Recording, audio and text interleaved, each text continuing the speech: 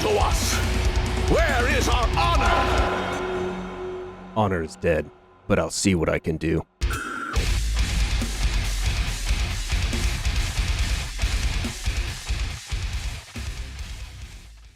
Hey guys, welcome to Podcasts Are Dead, but we'll see what we can do.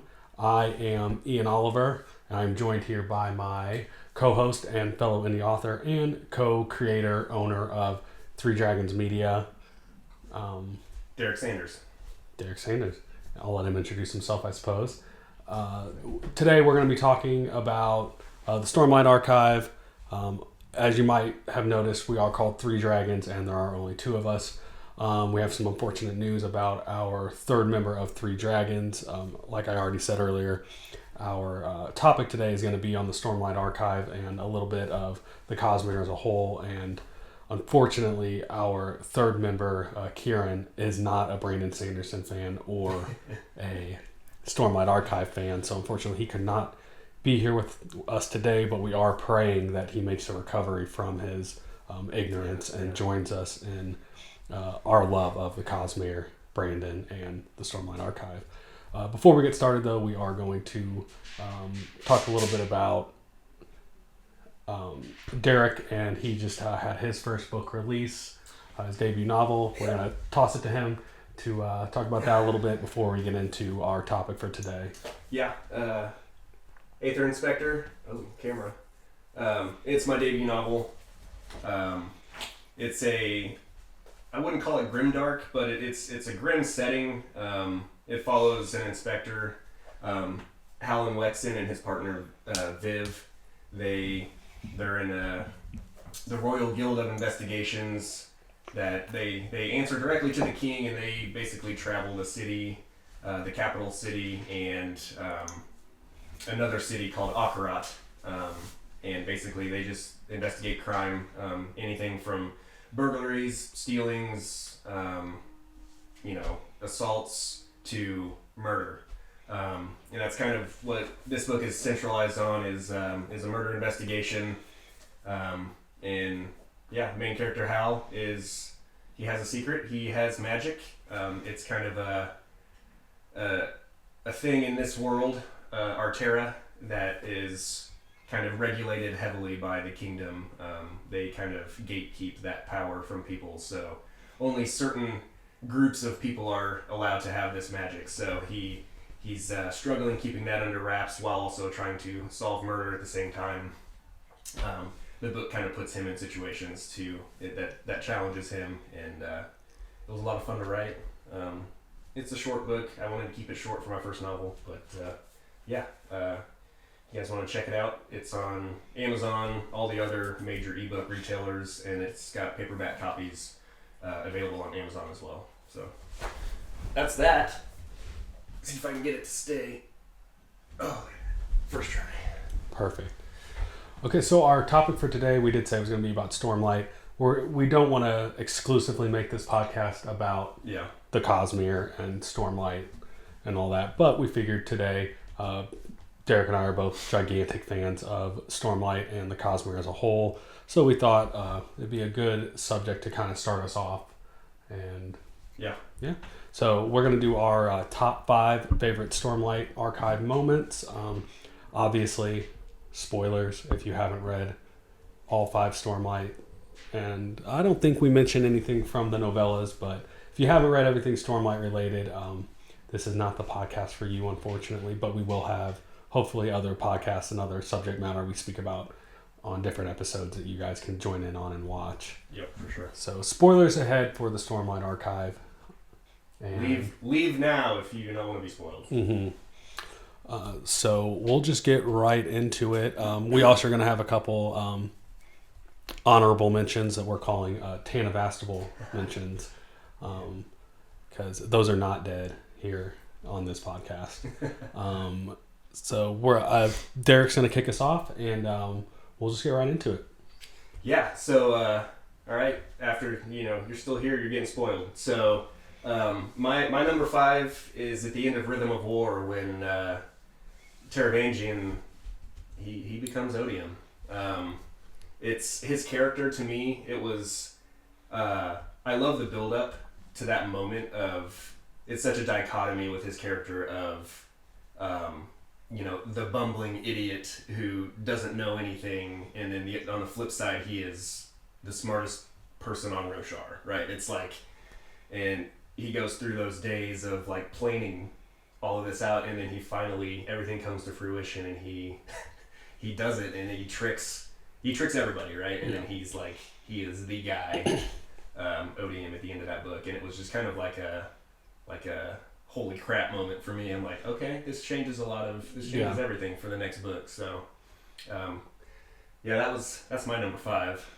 So yeah, and my number 5 leading right, and right from that was actually right after that. I loved, Taravangian killing Reyes, taking up the shard of Odium.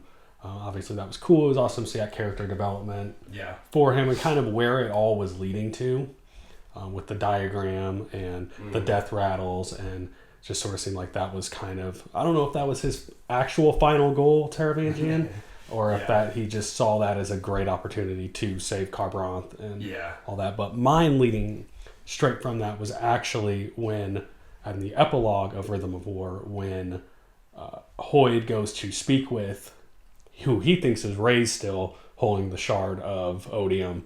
He goes and gets tricked. He goes in there. He has a little conversation with who he thinks is Reyes. He has a conversation with Odium about the contest of champions, and Wit realizes something's kind of off about the conversation, that's not normally how Reyes would have approached the conversation. And then as he's kind of walking away, Taravangian, Todium, erases his memories of that moment, and Hoyd comes back in, and they kind of redo the conversation with Taravangian not making the same mistakes to give away that he's not Reyes anymore. And I really like that scene, one, because I thought it was a perfect way to end that book, because there was such a sense of like dread and foreboding, and even says, one of the lines in there talks about Wit like feeling fear that he has not felt for a long time, which it was great. Big for readers, because we've never really seen Wit in anything but, helping Kaladin, being super confident, super, whimsical, laughing at, the dire situations. Like, he'll take him seriously, but he always has that sort of whimsy to him. And like, here his character, who's clearly like on another level for most of the other characters. It even talks about him having breaths. So clearly he's, invested with multiple different kinds of magic in the Cosmere. He has Cosmere wide knowledge. He was there at the Shattering. We know all this. We know that Wit is a super powerful and knowledgeable person. For him to be tricked the way he was with Odium being able to just erase his memories, and him talking about feeling fear and all that, really left me with a sense of dread and foreboding going into, and then obviously having to then that being the very end before Wind and Truth came out. You just the build up at the end there at Rhythm of War, of knowing that there was the 10 days until the Contest of Champions, and you knew in Wind and Truth that like something was going to be settled, and we we're going to have major changes on Roshar. But knowing that Wit was so tricked and fearful and everything, just left me with a sense of it's going to go bad for our favorite characters in there. And said, I love that moment. It's just a couple pages, but it was just so, profound. And to kind of piggyback off that, it's like in Rhythm of War was probably of the 5, it was the one that was the hardest for me to get into, like at the start and kind of like a quarter of the way through. But I mean, obviously I'm going to read it, right? So it's like it all pays off, and it hit hard. Like 3/4 of the way through, you get to that Sanderlanche, and then everything just kind of comes together, and it was one of the best endings, I feel like, of the Stormlight Archive. Just with that, like you said, with the foreshadowing and the cliffhanger and going into that final book, it was awesome. Absolutely. And I think the epilogues for most of the books are usually really good. Yeah. However, like I think this is not one of my main points, but I think the end of Way of Kings is really good when Tong comes back to Kholinar and he breaks through the gate, and Wit's sitting there like singing a song or playing his flute or something. But I remember when I was reading Way of Kings the first time, I had no clue what that moment meant. Yeah. I didn't understand that, that meant that the heralds were back. That meant that the desolation was beginning and all that. So when I reread Way of Kings, I love that epilogue as well. But in the first moment, I didn't really understand it. Whereas by the time you get to Rhythm of War, you understand how Roshar works. You understand, not everything, obviously, but you understand how the world works so much better that you understand that this was an oh crap moment and a great cliffhanger and everything for it. So I like I love that scene. It's it stuck with me for sure. Definitely something I was thinking about while waiting for Wind and Truth to come out. Mm-hmm. Yeah, it's great. So I'll go on with my next one. My next one is hard to I kind of want to just lump it in, but it's like 300 pages, so I can't really pick, but the Battle of Thalen Field, specifically when Dalinar opens up the perpendicularity for the first time. I love it. I love, even just building up to that, I love the little exchange between him and Lift that he has when he just walks out to the battlefield holding just his copy of Way of Kings, which when thinking about this, I also realized that's also what he did when he went to the Contest of Champions. Yes. He also only was holding the Way of Kings, which I love that kind of symmetry for his character throughout, that he finds so much comfort in this book and in these words and in his principles that he's trying to live up to. But I love that little exchange between him and Lift where he says, don't you have a weapon? And she's like, nope, can't read. It was actually like one of the funniest moments, I think, in the book, and it's just such a little quick one-liner, but I like that. But I love I loved when Dalinar opened up that perpendicularity. He unites all three realms, because I love it was a mind-blowing moment.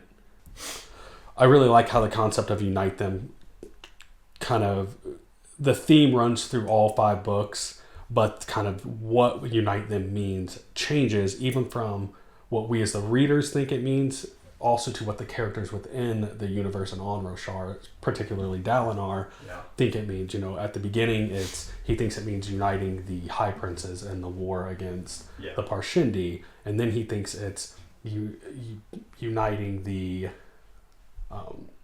all the nations of Roshar against the threat.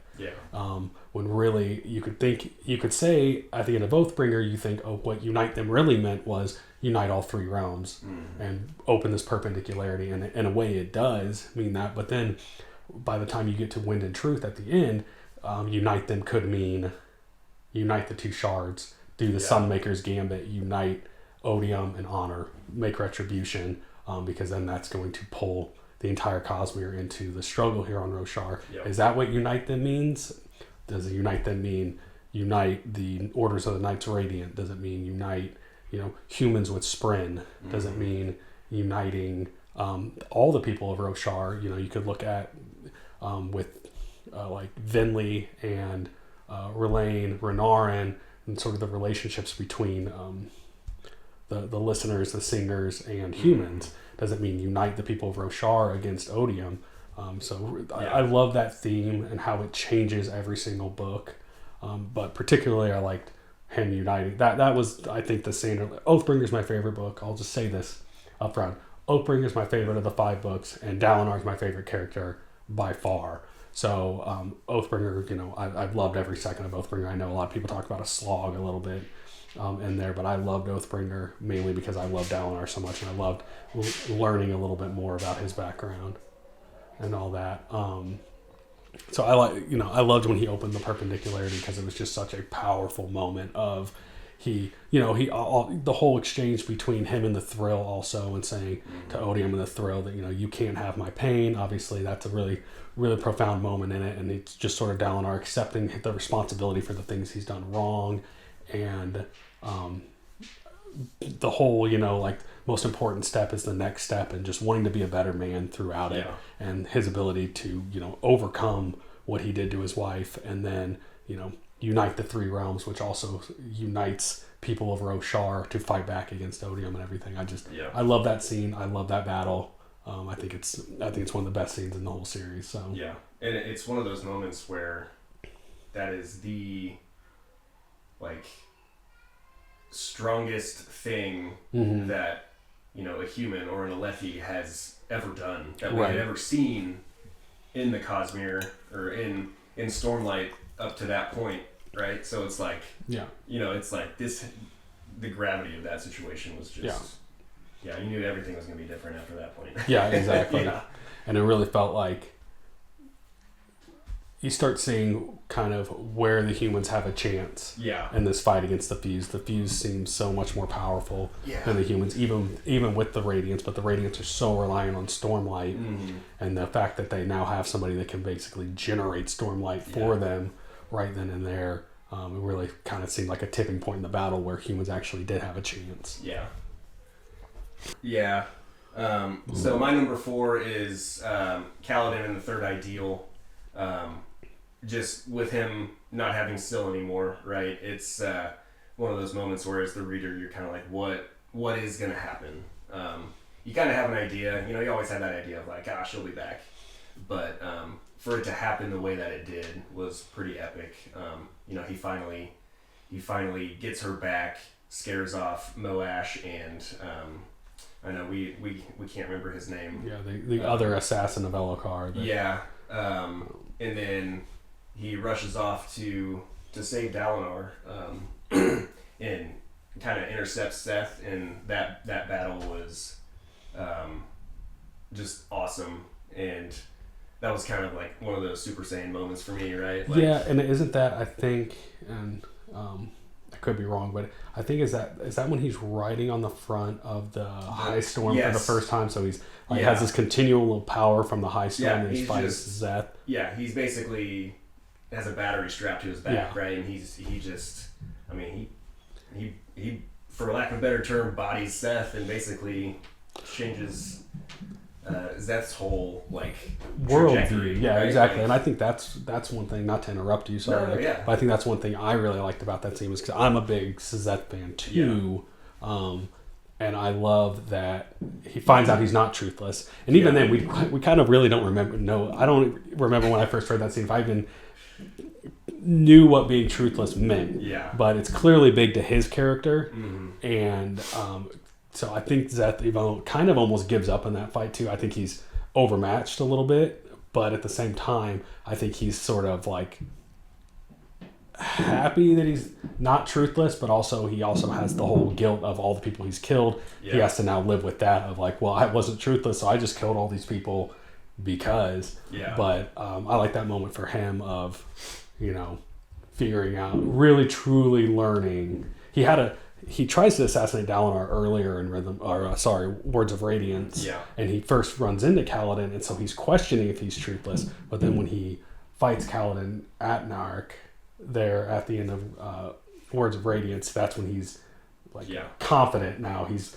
for sure because I think Kaladin's turning Syl between different weapons in that fight, changing her form into different weapons and everything. So he's like, oh yeah, this really is a Knight Radiant, and I'm not truthless. Yeah, yeah, it was a great moment for me.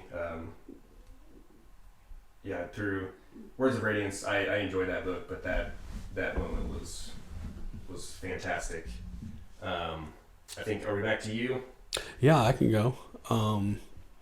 My next one is actually at the end of Wind and Truth, when we find out that Kaladin has ascended to being a herald.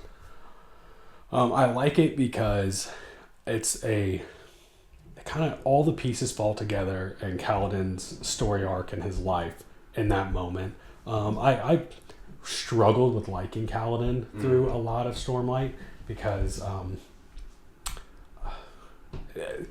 I understand, that the whole depression angle and everything he was going through, but sometimes some of his actions just seemed to not make any sense, particularly in Words of Radiance, going back to that book, when he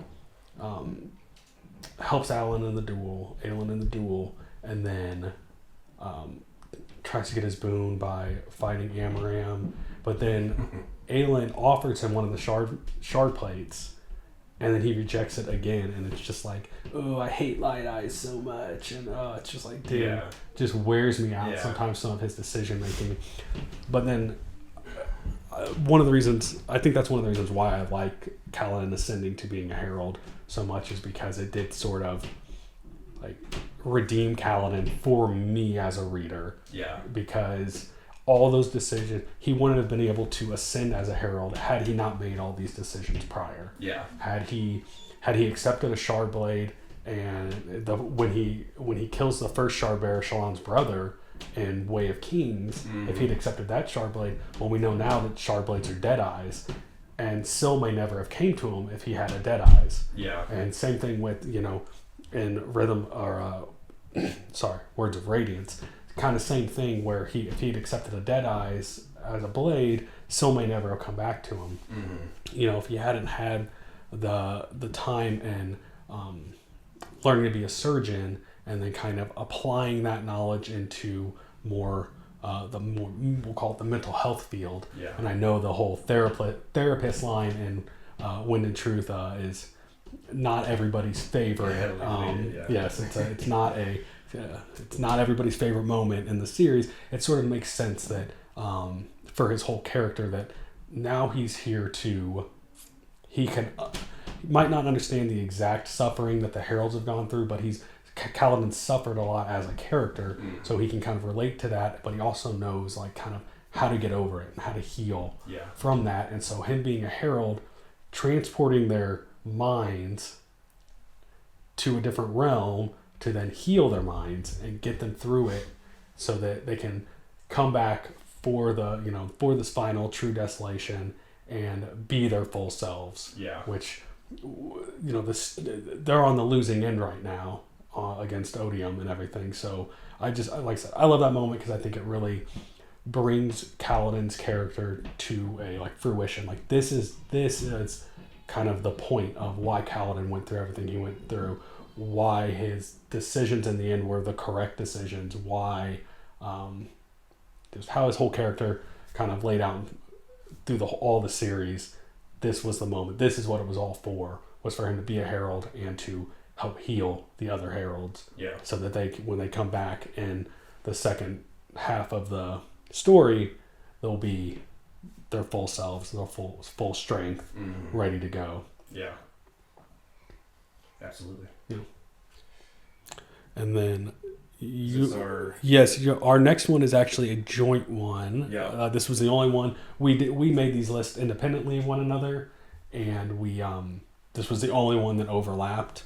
And for people watching this, if you're a Stormlight fan, I think this is probably would be on most people's lists. Yeah. Of their favorite moments. So it's my number 3. It's his number 3, and it's probably my second favorite. I read it again in preparation for this podcast, and even then I was getting goosebumps and chills again reading it, because it's so short, but it's so powerful. Yeah, it's great.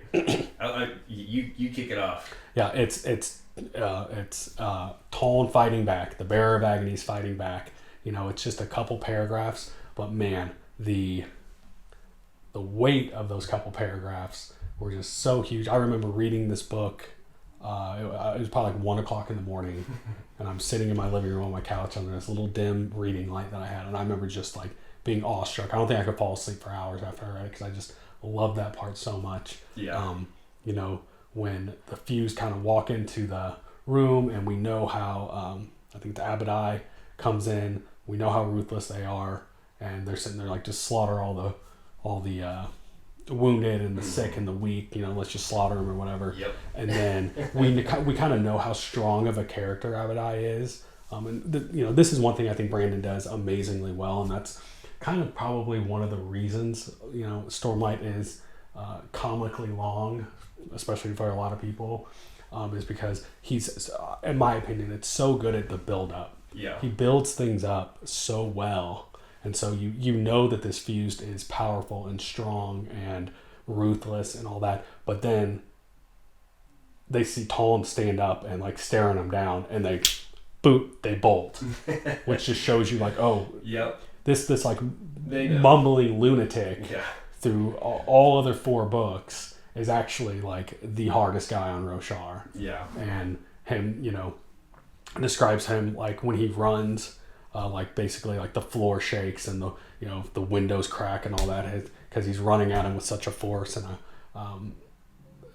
my son is obsessed with the Incredible Hulk, and there's I imagine it like there's a scene in the Incredible Hulk, the Edward Norton one, where Abomination and Hulk are running at each other to crash into each other, and like lights are exploding and cars are like getting turned over just from the force of their running. Yeah. That was kind of the mental image I had in my head when I read that of Talon running out of there and just like crashing into the fused.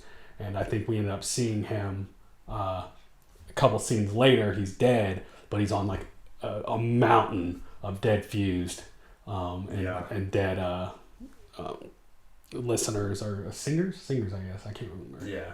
But he's on just a pile of corpses. He's pierced by like 12 spears from every different, multiple different points in his bodies. And I just love that scene because I just sort of feel, think of Talon as like he's sitting there mumbling, and then all of a sudden he sees a fused, his like ancient mortal enemies, the ones that have been torturing him for 4,000 years. And it just like snaps him back into like lucidity. Yeah. And he just sees them and he's just like, oh, there's fused here? Like, come to daddy.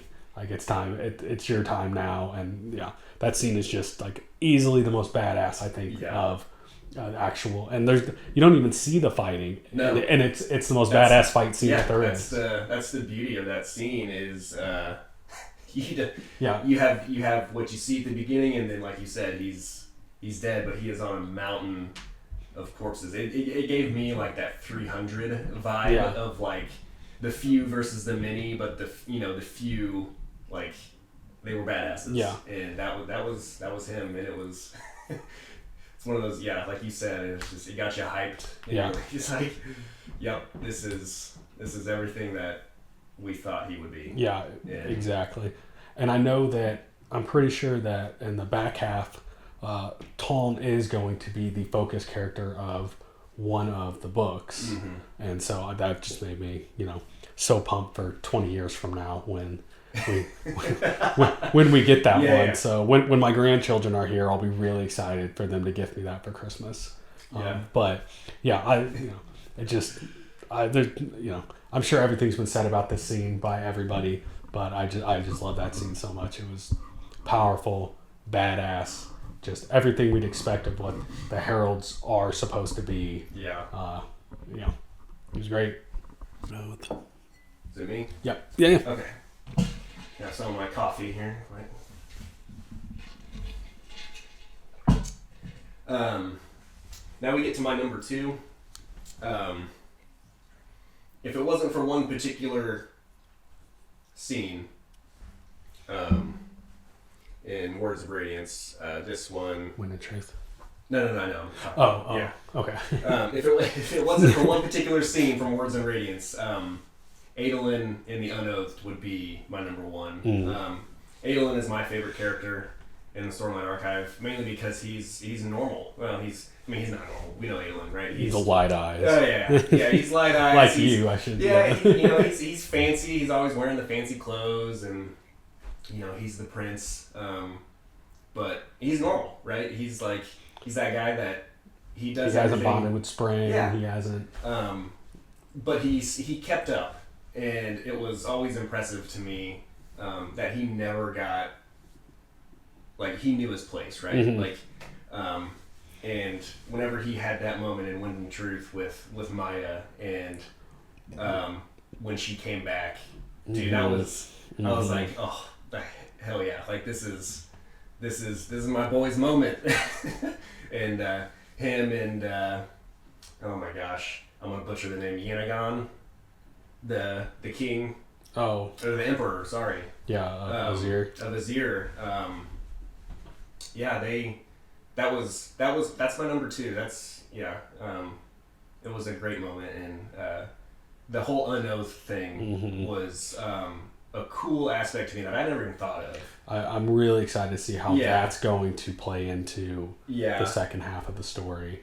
Yeah, because it's like a whole, like, that opens up a whole other realm of magic, essentially, like people that can access magic or whatever. So, that was, it opened that door of the Unoath, but also gave my boy Adolin his his Avengers moment, right? Like Yeah, it was like absolutely. they assembled and they fought back, and it was epic. So, And then speaking on that, I mean, I think it's a pretty commonly held opinion that Adolin's arc in Wind and Truth is probably most people's favorite. yeah, I think the whole battle in the city and the siege and everything was losing a leg. yeah, losing a leg, but like the whole build up in the battle and the siege, and it seems so like, you know, hopeless Yeah. for him, but he's still fighting, and that was if a broad arc.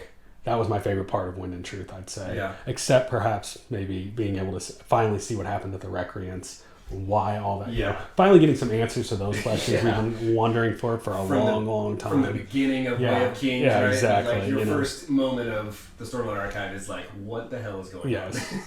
on? Which, I think a lot of people that read Stormlight Archive would say that that's what kind of drives you to keep reading. Yeah.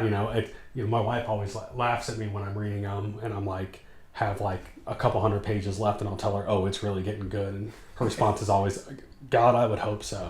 'Cause it's so 1,300 pages in. That to me, that's something that I love about Stormlight is that Yeah.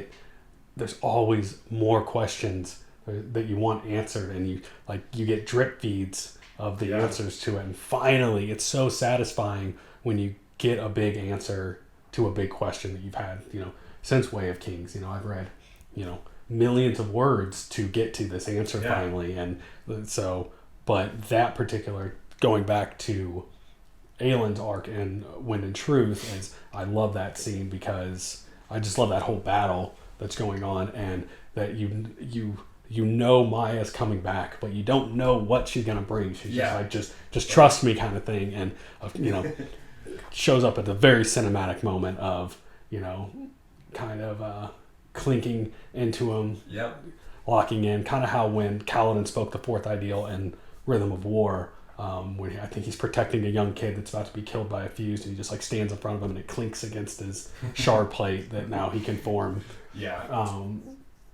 I very much enjoyed that whole arc in Wind and Truth, and really helped me.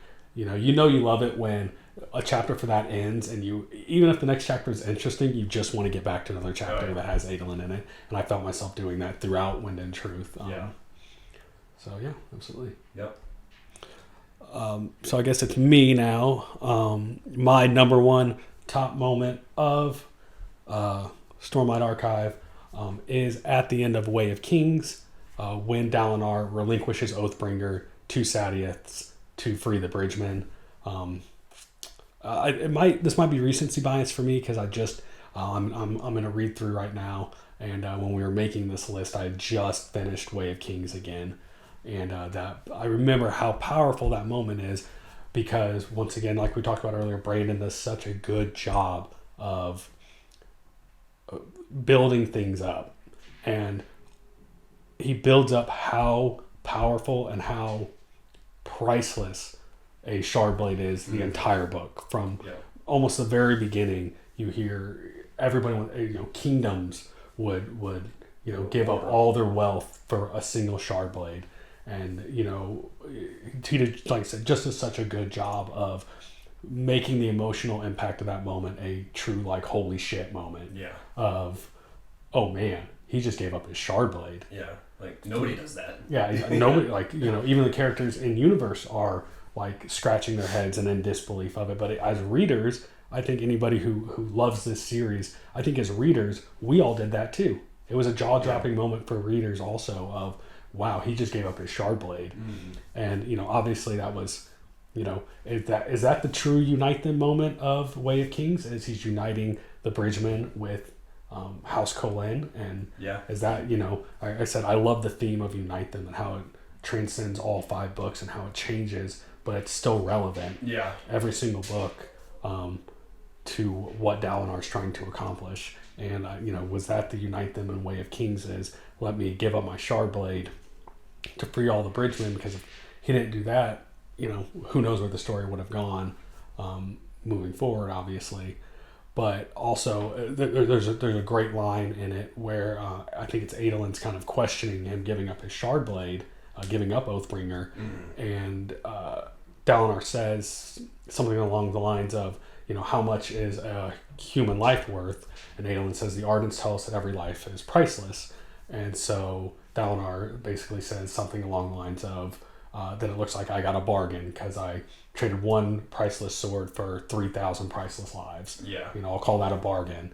And just tracks with Dalinar's character so much. Like, it was surprising but not surprising. Like that, as I've said, Dalinar's my favorite character, but that's just so on brand for him. Like, of course he'd do that. Of course he'd give up that shard blade to free these men and keep his word and keep his honor to do that. I love that scene. It just resonates with me. It kind of an example of a little bit of an example of how to live your life of just being selfless and look at all the good things that happened to Dalinar from that moment. Yeah. And for the good of Roshar from that one moment of giving up his blade.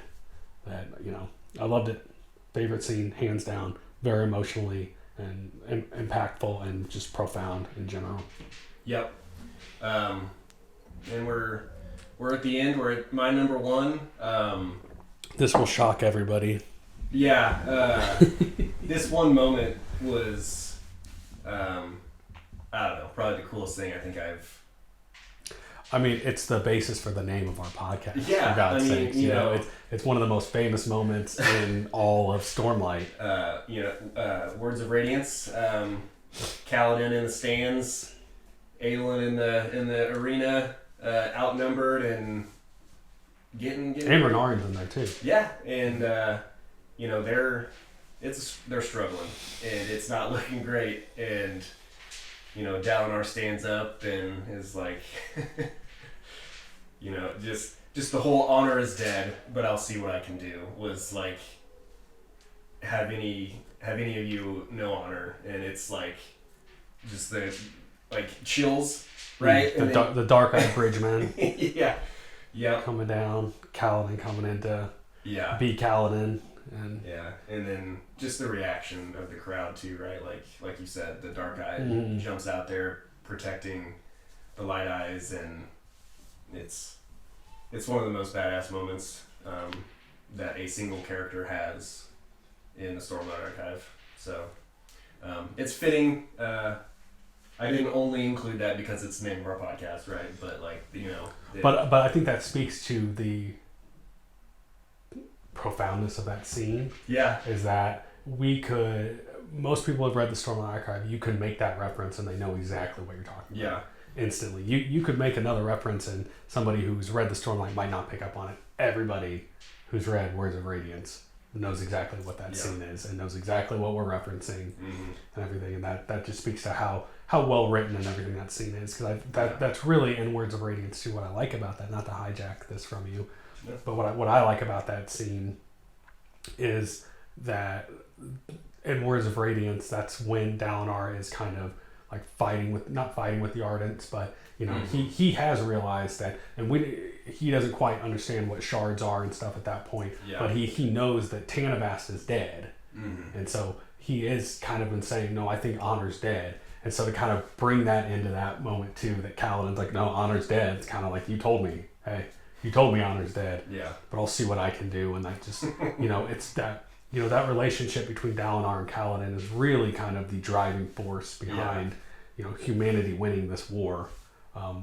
Not currently, but the only reason they've been able to put up a fight is really because of the work that Kaladin and Dalinar do and everything. So it's just such a good, it's a great moment, and it's just, it's badass. Yeah. Brandon's great at writing fight scenes and everything, and that's just it's just cool. Yeah. It's like Brandon's laws of magic, where if all else fails, do what's cool. Yeah. And that's just a cool scene. That was it. That was fucking cool. It was just cool. It's badass. That's what we want. That's one of the reasons we read these stories. Yeah. It's because I want to see a cool character do something cool and do something badass, and that just tops the charts in the books of like, oh yeah, okay, that was pretty hard. Yeah. Brandon's a genius, right? Like, I know not everybody is a fan of his writing style, but, he... As our missing member can attest to. Yeah. It doesn't bother me. It's easy to read. I love everything about it, but it's how he brings everything together, I think, is is crazy. Like, I mean, there's millions of words, but he weaves it all together and has those moments, you know, where it's like he could have had Kaladin say anything. Yeah. But instead he whips out just the most iconic Stormlight quote. I always want to, you know, when I'm writing and I think of like a good little line or a good moment, I'm like, oh yeah, that's cool. Like, well, I wonder what Brandon feels like when he writes something like that, where he's like, oh yeah, the people are gonna love this one. Yeah. You know. Or maybe he's like, honor is dead, but I'll see what I can do. He's like, God, that's stupid. Yeah. Right? It's like, how does he feel about it? You know, because I'm, you know, as an aspiring author, it's like you write your book and you compare yourself to these people that you read, and you're like, man, like, I could never come up with something that cool. Yeah, like, what the hell, man? And like, just trying to weave 190 pages worth of story together is like, it was hard for me. Like, you know, first time doing something that length, and he's over here writing 1,300 page. You know, it's crazy. It's something that, I mean, he's definitely inspired me. I mean, very much so. That's like a whole other podcast. Yeah, we'll get into we'll do a whole podcast on our inspirations and stuff like that. But yeah, we can jump into our Tanavastable mentions. Well, we probably won't spend as much time on each of these, but these are definitely moments that were like, you know, holy crap moments, but maybe not quite as much as the ones we were just speaking of. At the top of our list here, we have an Oathbringer, when you find out that the Voidbringers are the humans and not the Parshendi. I just love that scene because it just turned everything on its head, and it makes you view everything that happened before kind of in a different light when you realize that. And it also makes sense why Roshar is so alien compared to what we as humans in real life are used to. And it just sort of, it's like, oh, that's why, like, we're not native to Roshar. Yeah. That's why everything's so weird here. But it was definitely like one of those big reveal moments. It was just like, oh man, like humans were the Voidbringers, and then learning more about that in subsequent books. I think I love learning. You know, I know I said Aelin's arc was my favorite part of Wind and Truth, but it was like a close second would be learning what everything that finally learning everything that happened. Come, you know, the Recreants, humans arriving on Roshar from Ashen. You know, Tanavast and Ray's, like, their whole conflict and everything, and Balado Mishram and the false desolation, and just all of that, learning all of that was just so satisfying in that book. But a lot of that stems from when you finally learn that the whole conflict is completely different than what you thought it was. It's not, you know, humans were, you know, the invaders, not the other way around. Yeah, it was great. Like, like you said, it just flipped you over on your head, and you're just kind of like, okay, like, it's like, it was cool. I mean, like, there's not much that I don't like, right? Like, this list could be way too long. Yeah, right? we could do 100 different moments, and we could do 100 moments per book that we loved. Yeah, obviously, like, you know, these are there's millions of words here. There's, you know, hundreds, if not 1,000 chapters when it's all said and told. But these are just moments that when we were making these lists that we really, like, kind of came to our head first, I would say, of just like, because, you know, they really stuck with us. And that was just one of the reveal that, you know, my brother is slowly making his way through Stormlight right now. And I just kind of love, like, poking at him, like, oh, so what's going on right now? He'll tell me something, and like, you know, it's just sort of funny to think, like, oh, hey, like, when he finished Way of Kings, he was like, oh, they found out that the Parshendi were the Voidbringers, and it just kind of smiled to myself, like, oh. Yeah, sure, man. that's crazy, isn't it? Wait till you read Oathbringer. So our next one on the list, moving on. It's right back to Way of Kings. The prologue with Szeth killing Gavilar and the first feast. And I love, we'll get back to that point, I'm sorry, I kind of go off on tangents quite frequently, but I loved how all the prologues for all first 5 books were all Gavilar's feast from somebody else's perspective. And just how it world built a little bit more, and then kind of Cosmere world built by Wind and Truth with Thadakar. Could be other spoilers there. Thadakar being there and all that, and just I loved how it was, like I said, the feast from everybody else's perspective. Yeah. It was a really, really cool, like, literary thing to do, I think. But specifically Zess, a prologue, because it just, like, it set the whole thing. It was...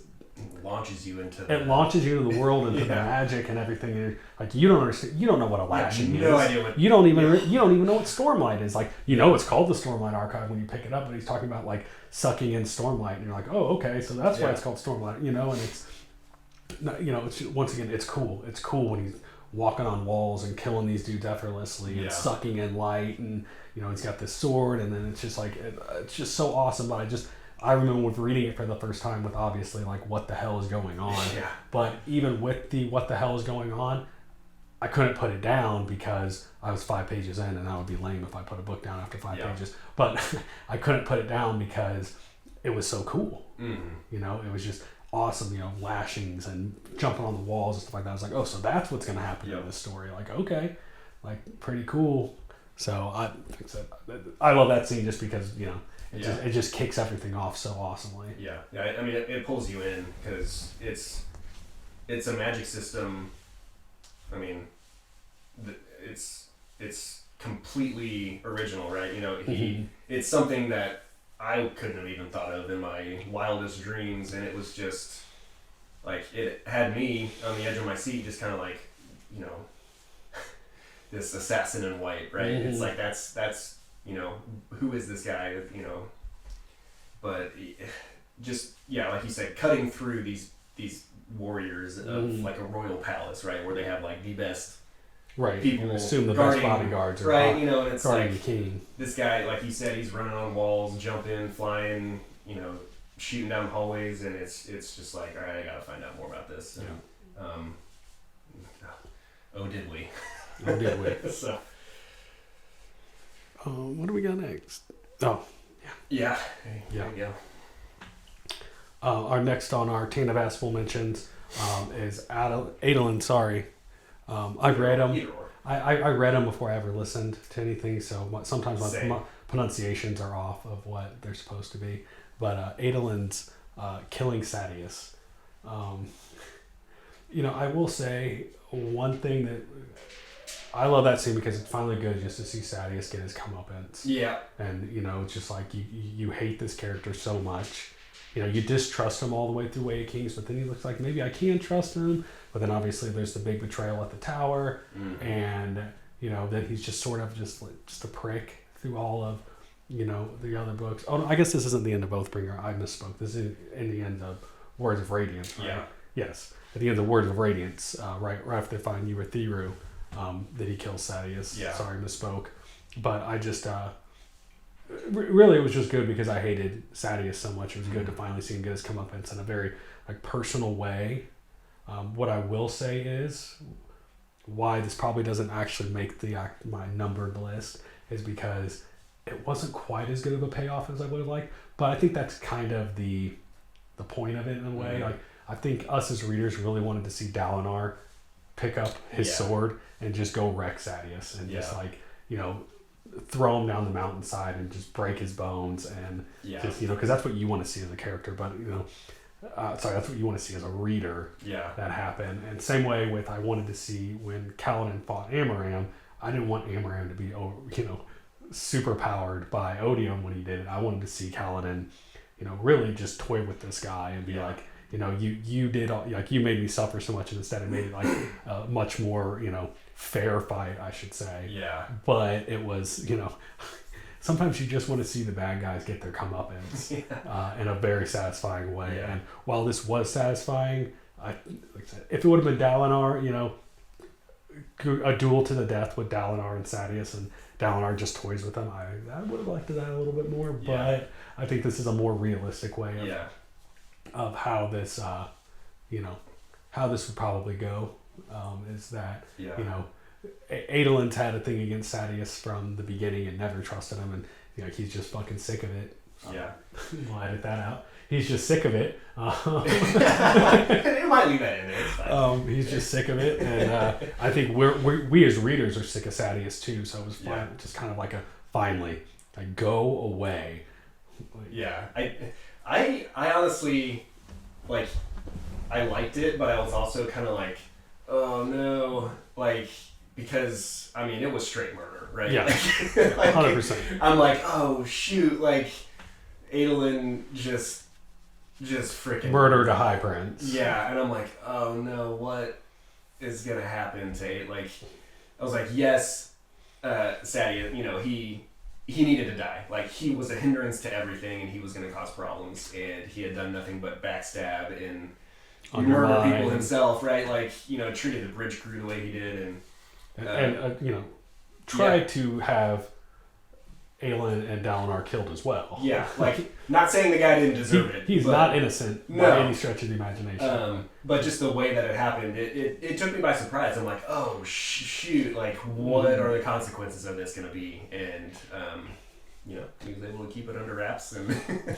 Dalinar always knew. You know, Daddy Nar swept that under the rug pretty quick. Yeah. And nobody seemed, you know, too broken up about it anyway. So. And, you know, I've seen some, you know, whisperings online and stuff like that where people were kind of upset that there wasn't more backlash for Aelin doing that. Yeah. But I can see that. What I kind of keep in the back of my mind is how when Yasna obliterates those people in Kharbranth with Shallan, you know, that gets brought back and used against her and the debate with Taravangian and Wind and Truth. So there's nothing to say that, like, yeah, maybe in the immediate there weren't really any repercussions for Aelin, but who's to say in books 6, 7, 8, whatever, that's not going to come up and be a real issue for him. Yeah. You know, maybe that's why he'll never be able to bond to Spren, for all we know, something like that. Maybe he has the opportunity to take up a shard and he can't because he has this, you know, murder on his conscience and on his soul.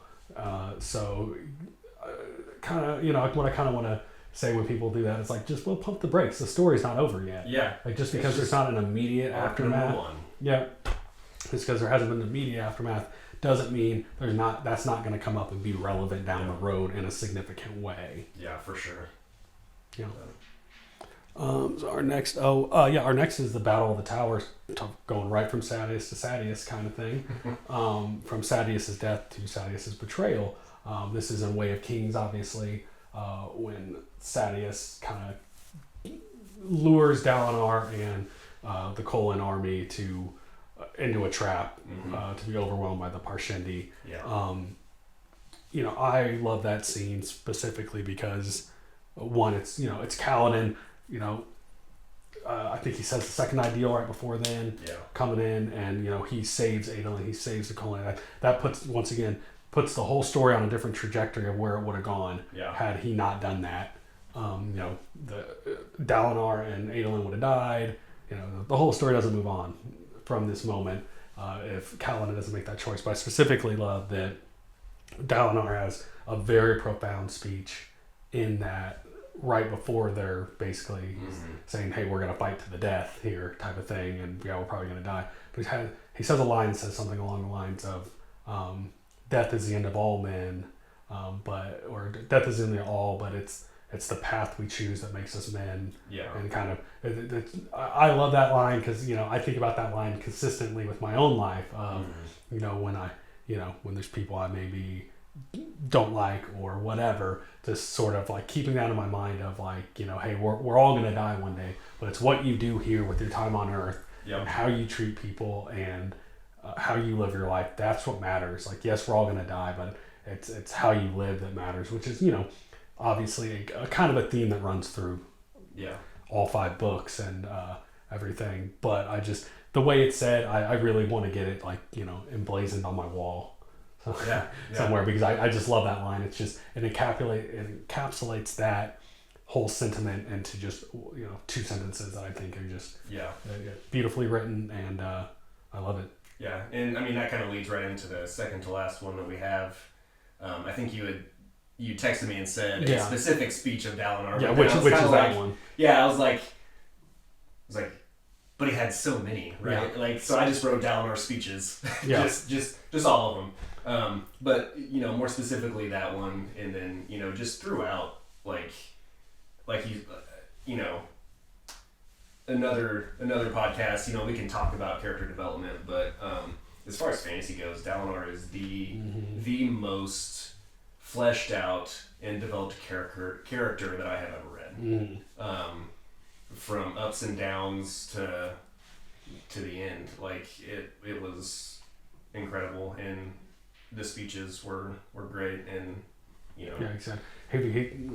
He might be my favorite character in any media ever, just because I love him. I love the whole trying to be a better man thing, trying to not brushing your past failures and sins under the carpet, but trying to face them head on. And I love the sentiment of the like, what's the most important step a man can take? The next one. Yeah.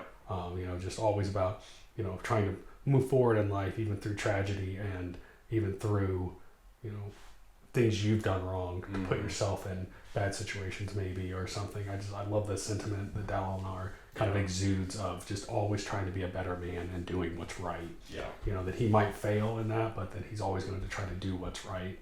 So I love Dalinar. This will be a common theme you'll hear. No matter what the subject matter, I will probably try to shoehorn a Dalinar Kholin reference in there.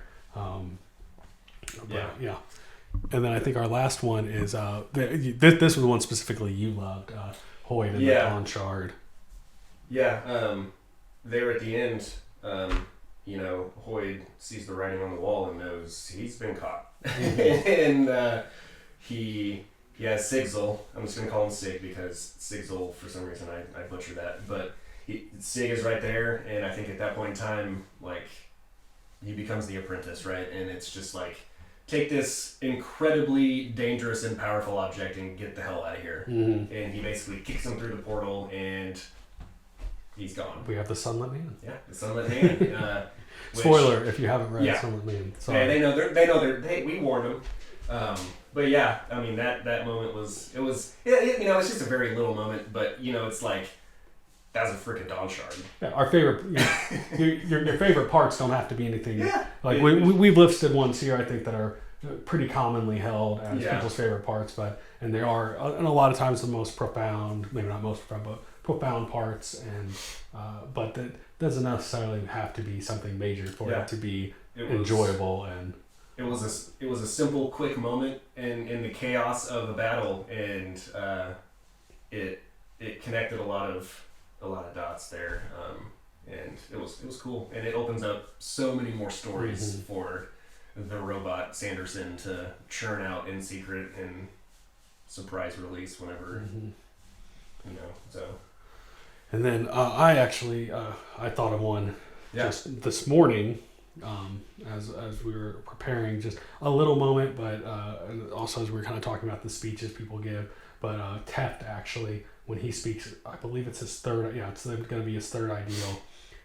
It's a really, really takes your breath away kind of moment when he's like, third ideal for the Windrunners is I'll protect those I hate, and his was I'll protect those I hate, even if the one I hate the most is myself. And I love that moment. It always gives me a little bit of chills, and it's just, like I said, Brandon's so good at character writing. Yeah. I know that if you sludge around on the internet, people, his prose is it's whatever. It's not about the prose for me. No, it does. Brandon is, and a lot of times I think that's just people hating on what's popular, and hating on it. But Brandon has created an empire in fantasy, and you don't have to. And who am I? I'm a aspiring indie author or anything, but I would say that something doesn't have to be complex to be profound. Yeah. It's and in fact sometimes it can be more profound with it not trying to be overly complex or sound kind of uppity or like it's trying too hard to be profound. And I think being a little bit more grounded is something I like about it. And like I said, I love that part just because I think it's just really well written, and just really, you see Teft, and he's an addict, and he's, once again, I'm on my reread now, and knowing Teft's fate and everything later on, it makes so much more sense when you first see him again in Way of Kings, when he's talking about like, I'll just fail you, you don't want me on there, nobody likes me and all that. And it's like when you kind of learn more about him, that Yeah. he's an addict. He's probably screwed over his family. Anybody who's ever known an addict or perhaps been an addict themselves can kind of relate to the how many bridges you burn. Pun intended, I guess, Bridgman. How many bridges you burn with behavior like that, and that's kind of why he's so helpless, but also feels so helpless and hopeless in those moments, and that he still becomes a windrunner. He still bonds his friend, and makes it to the third ideal. It's just sort of a beautiful moment, and then him, realizing that he'll do his best. He'll protect those, even the one I hate the most is myself. He'll still work on it. And unfortunately, that was cut short. But he does. I think Tef dies at peace with himself. Oh yeah, for sure. It was a sad moment, right? Like, yeah, absolutely. Like, I think that's. I think root that's for these guys, and you never want to see any of the Bridgemen die. But yeah, as authors ourselves, it's something we can appreciate. Mm-hmm. Of, like he did what he wanted to do. Yeah. And he went out the way he wanted to go out, and it was a really cool moment. And it was something I had forgotten about until you brought it up. I knew Tef's fate, right? But that particular moment, it's like, that was pretty cool. Good. So I think that brings us to the end here. Yeah. If you've stayed with us, we appreciate it. You can check us out on our website, the number 3, dragonsmedia.com. Check out our ongoing web serial called The Ridgeton Tales. Check us out there on our website, Royal Road. We also have we're also on Spotify with audio versions, and also on YouTube with audio versions as well. So check us out on any of that. We're on every social, Insta, Threads, TikTok, Facebook. Yep. And we're on all social medias. Drop us a follow if you can, please. If you do read, we would love more reviews and ratings. Let us know how we're doing. And Derek, you got anything? Yeah, no, that covers it. We're gonna keep doing these. These are fun. We love the Cosmere. We love Brandon. It's just fun to get to sit down and talk to you, since Ian here, he's way more knowledgeable about the Cosmere than I am. I'm still at the surface level. I've read the Stormlight, but I'm still churning through Mistborn. I read the first era, going through the second era, so I'm still learning, right? But it's still fun to get in here and talk about stuff, and we're gonna keep doing it. Hopefully people enjoy it. And I enjoyed the thinking about this list and everything. Yeah. It really had me thinking back through the whole series and everything, and what I like about Stormlight, what draws me to this story as a whole and everything. And so and all future episodes will not be particularly Cosmere or Sanderson related. We will probably probably make this a series of its own, just to talk about the Cosmere, but we will be talking about other fantasy media, writing, just kind of anything we can think of to talk about. So we appreciate you guys. Thank you for listening. Thank you for watching. Yep. And we will hopefully see you next time. Yep. Thank you. See ya. Thank you, guys.